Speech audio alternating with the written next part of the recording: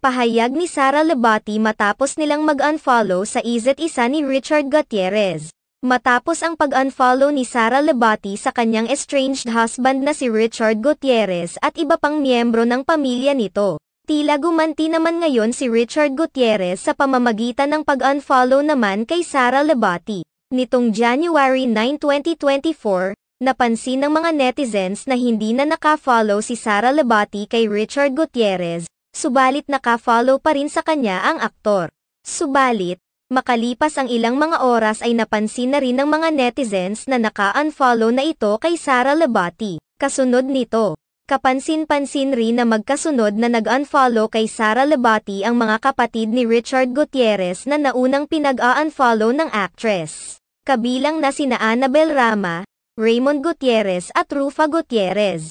Samantala, ang ginawang pag-unfollow nila sa social media ay lalo lamang umanong nagpapatibay sa mga haka-hak ang matagal nang naghiwalay sina Sara Lebati at Richard Gutierrez. Hindi pa naman naglalabas ng official statement si Sara Lebati at Richard Gutierrez patungkol sa hinala ng marami na hiwalay na sila noon pang nagdaang taon at kasalukuyan ng pinoproseso ang kanilang annulment.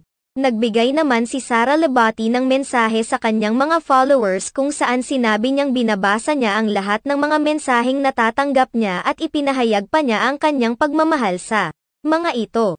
Matatandaan na tila naging last straw ni Sara Lebati ang paglabas ng video ni na Richard Gutierrez at Barbie Imperial na magkasama sa isang resto bar at very close umano sa isa't isa. Bagamat viral na ngayon ang nasabing video ay hindi pa rin naglalabas ng opisyal na pahayag sina Barbie Imperial at Richard Gutierrez.